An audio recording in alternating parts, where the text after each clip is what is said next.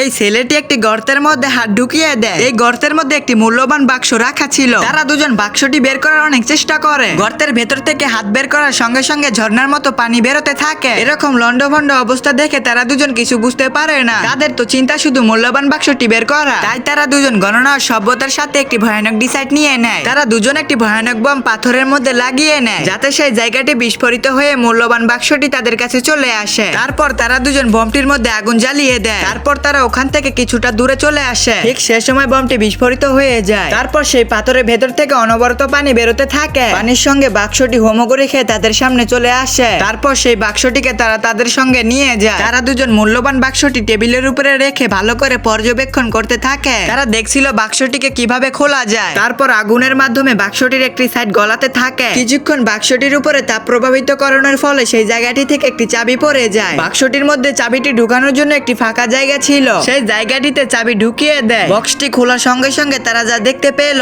তা দেখে তো তারা দুজন একদমই হতভম্ব হয়ে যায়। তারপর কি হয়েছে তা দেখার জন্য এই ভিডিওতে একটি লাইক দিয়ে পার্ট 2 লিখে কমেন্ট বক্সে জানিয়ে দিন। আর হ্যাঁ, এই চ্যানেলটি অবশ্যই সাবস্ক্রাইব করবেন।